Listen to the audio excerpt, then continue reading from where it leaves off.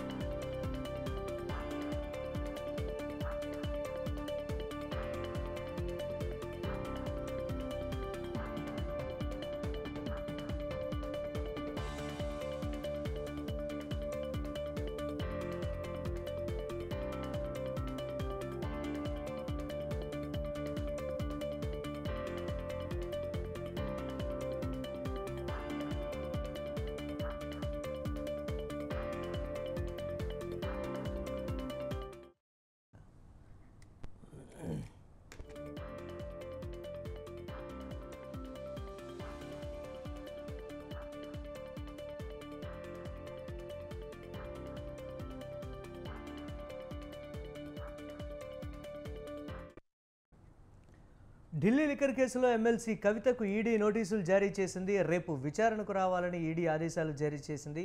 ఈ నేపథ్యంలో ఈడీ దూకుడు పెంచినట్లుగా కూడా తెలుస్తోంది. పార్లమెంటు ఎన్నికల నేపథ్యంలో ఇప్పుడు ఈడీ ఎమ్మెల్సీ కవితకు నోటీసులు ఇవ్వడం, విచారణకు ఆహ్వానించడం ఒకంత రాజకీయ వేడినైతే రగిలిస్తున్నటువంటి ప్రస్తుత పరిస్థితి నెలకొంది. లేదు సాధారణమైనటువంటి విచారణలో భాగంగానే పిలిచారు అనేటువంటి మాట వినిపిస్తున్నప్పటికీ కేజ్రీవాల్ను కూడా ఈడీ నోటీసులు ఇచ్చి విచారణకు హాజరు కావాల్సిందిగా కోరడం కూడా ప్రాధాన్యత సంతరించుకుంది.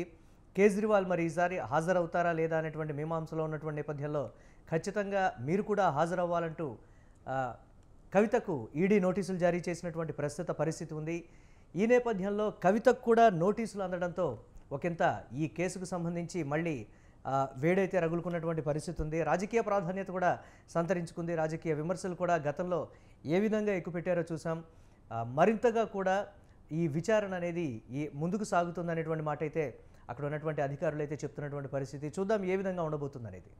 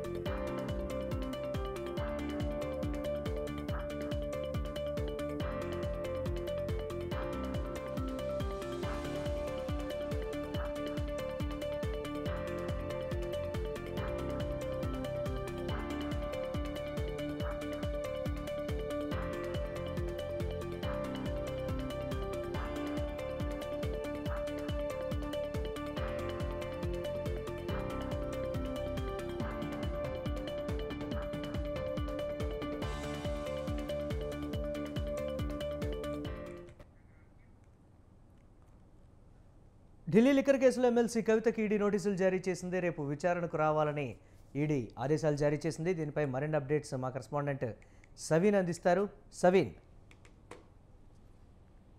పలు దఫాలుగా ఇప్పటికే ఈడీ కవితను విచారించింది. మొదట ఈడీ వివరణ కోరగా కవిత నివాసం హైదరాబాద్ లో వివరణ కోరింది. ఆ తర్వాత విచారణ పేరుతోటి ఢిల్లీకి పిలిచారు. ఇప్పటికే 3 సార్లు కవిత ఢిల్లీలో ఈడీ ముందు విచారణకు హాజరయ్యారు. ఒకసారి తన తరపున ఉన్నటువంటి లాయర్ సోమా భరత్ కుమార్ ను ఈడీ విచారణకు పంపించారు కొన్ని డాక్యుమెంట్స్ ఇవ్వడానికి. ఈ దఫా మరోసారి ఈడీ విచారణకు కవితను ఆహ్వానించగా ఆ దఫా కవిత హాజరు కాకపోవడంతో పాటు తన తరపు లాయర్లను పంపిస్తూ వచ్చారు. మరోసారి ఇప్పుడు తెలంగాణలో బీఆర్ఎస్ అధికారం కోల్పోయిన తర్వాత మొదటిసారిగా కవితకు ఢిల్లీ రావాలంటూ ఈడీ నోటీసులు జారీ చేసింది. ఇప్పటికే ఈ కేసుకు సంబంధించి ఢిల్లీ ఉప ముఖ్యమంత్రి మనీష్ సిసోడియాను ఈడీ అరెస్ట్ చేసింది.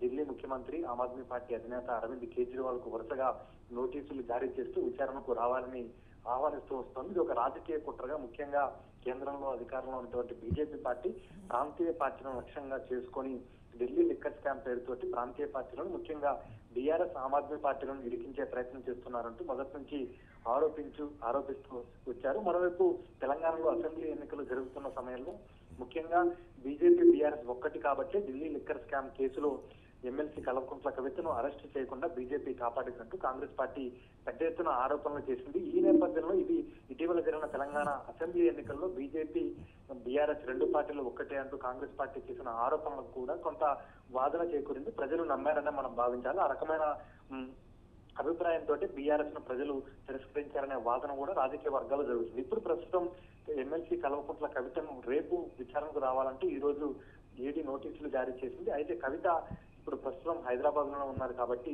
విచారణకు హాజరవుతారా లేకపోతే తన తరపున లాయర్ను పంపిస్తారనేది కూడా మనం చూడాల్సింది. ఎందుకంటే ఇప్పటికే కవిత ఢిల్లీ లిక్కర్ స్కామ్ కేసులో తన ప్రమేయం లేదు, నేరుగా నా జోక్యం ఎక్కడా లేదు అంటూ కూడా సుప్రీంకోర్టును ఆశ్రయించింది. సుప్రీంకోర్టు సైతం ఎమ్మెల్సీ కల్వకుంట్ల కవితను అరెస్టు చేయొద్దంటూ ఈడీకి ఆదేశాలు జారీ చేసిన నేపథ్యంలో రేపు విచారణకు హాజరు కావాలని ఈడీ నోటీసులు జారీ చేసింది. అయితే కవిత హాజరవుతారా లేకపోతే తన తరపున లాయర్లను లీగల్ టీంను పంపించి ఈడీ ముందు విచారణకు హాజరవుతారనేది మాత్రం మనకు స్పష్టంగా అంటే ఈ రోజు రేపటికి తెలియాల్సి ఉందని చెప్పుకోవచ్చు. ఎందుకంటే కవిత హాజరవుతారా లేదా అనేదంటే ఇప్పటి నుంచి అధికారికంగా ఎట్లాంటి స్పందన రాలేదు. గతంలోనే ఎన్నికలకు ముందు ఒకసారి ఈడీ ఢిల్లీకి రమ్మని ఆహ్వానించిన కవిత విచారణ పేరుతోటి ఢిల్లీకి రావాలని కోరినప్పటికీ కవిత వెళ్ళలేదు. ఈసారి మరోసారి ఈడీ నోటీసులు జారీ చేసి విచారణకు రావాలని కోరింది. ఇప్పటికే ఈ కేసులో ప్రధానంగా రాజకీయ ప్రముఖులు ఆంధ్రప్రదేశ్ లో అధికార వైఎస్ఆర్ కాంగ్రెస్ పార్టీకి సంబంధించిన ఒంగోలు ఎంపీ మాగుంట శ్రీనివాసరెడ్డి కుమారుడు మాగుంట రాఘవరెడ్డి సైతం ఈడీ అరెస్ట్ చేసింది. వారంతా ఇప్పటికే జైలు జీవితం అనుభవించి బయటకు వచ్చారు. ముఖ్యంగా అనేక మంది ఈ కేసులో మొదటి నుంచి ఉన్నటువంటి వారు చివరి వరకు ఉన్నవారు అప్రూవర్లుగా మారారు. తామే స్వయంగా అప్రూవర్లుగా మారి ఈడీకి జరిగినదంతా చెప్తున్నామంటూ తెలియజేసిన పరిస్థితి మనకు కనపడుతుంది. ఈ నేపథ్యంలో ఢిల్లీ లిక్కర్ స్కామ్ కేసు పూర్తిగా రాజకీయ ప్రమేయంతో కూడుకుని ఉంది. ఢిల్లీలో అధికారంలో ఉన్నటువంటి ఆమ్ ఆద్మీ పార్టీ, తెలంగాణలో అధికారంలో ఉన్నటువంటి బీఆర్ఎస్ పార్టీ, ఆంధ్రప్రదేశ్ లో అధికారంలో ఉన్నటువంటి వైఎస్ఆర్ కాంగ్రెస్ పార్టీకి సంబంధించినటువంటి కీలక నేతల ప్రమేయం ఇందులో ఉందంటూ కేంద్ర ప్రభుత్వం కావచ్చు, అదేవిధంగా ఈ మూడు రాష్ట్రాల్లో ప్రధాన ప్రతిపక్ష పార్టీలుగా ఉన్నవారు ఆరోపిస్తూ వచ్చిన పరిస్థితి మనకు కనపడుతోంది. ముఖ్యంగా తెలంగాణలో అయితే ప్రధాన ప్రతిపక్ష నేతగా మాజీ ముఖ్యమంత్రి బీఆర్ఎస్ అధినేత కల్వకుంట్ల చంద్రశేఖరరావు కుమార్తె ఎమ్మెల్సీ కల్వకుంట్ల కవిత పేరు స్వయంగా ఇందులో బయటకు వచ్చింది. కవితను పలు దఫాలుగా ఈడీ విచారించిన నేపథ్యంలో ఇప్పుడు తెలంగాణలో బీఆర్ఎస్ పార్టీ అధికారంలోకి కోల్పోయిన తర్వాత మొదటిసారిగా ఈడీ కవితను విచారణకు రావాలని ఢిల్లీ పిలిచిన నేపథ్యంలో ఏం జరగబోతుందనేది కూడా రాజకీయ వర్గాల్లో ప్రధాన అంశంగా మారిందని చెప్పుకోవచ్చు. ఇప్పటికే సుప్రీంకోర్టు గైడ్ లైన్స్ ప్రకారం నడుచుకోవాలంటూ కూడా బీఆర్ఎస్ పార్టీ కోర్టును ఆశ్రయించిన నేపథ్యంలో కవిత సైతం సుప్రీంకోర్టు తలుపు తట్టారు. అరెస్టు కాకుండా ఆదేశాలు ఇవ్వాలంటూ ఆమె సుప్రీంకోర్టు నుంచి ముఖ్యంగా స్టే తెచ్చుకున్న పరిస్థితి మనకు కనపడుతుంది. దీంతో రేపు ఈడీ విచారణకు కవిత హాజరైతే ఏం జరుగుతుంది, ఒకవేళ హాజరు కాకుండా తన లీగల్ టీంను పంపిస్తే మరోసారి విచారణకు రావాలని కోరుతారు. ఎందుకంటే గతంలోనే ఢిల్లీ ముఖ్యమంత్రి అరవింద్ కేజ్రీవాల్ కు 3 సార్లు ఈడీ నోటీసులు జారీ చేసిన అరవింద్ కేజ్రీవాల్ ఈడీ విచారణకు హాజరు కాలేదు. ముఖ్యంగా ఢిల్లీలో ఆమ్ ఆద్మీ పార్టీ ప్రధానంగా కేంద్రంలో బీజేపీ ప్రభుత్వంపై పోరాటం చేస్తుంది కాబట్టి వరుసగా నోటీసులు ఇస్తున్నారు.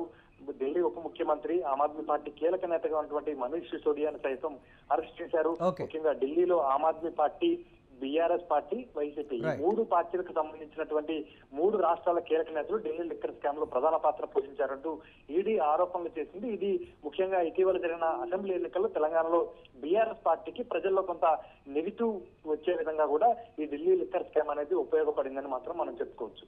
Right, thanks for updates.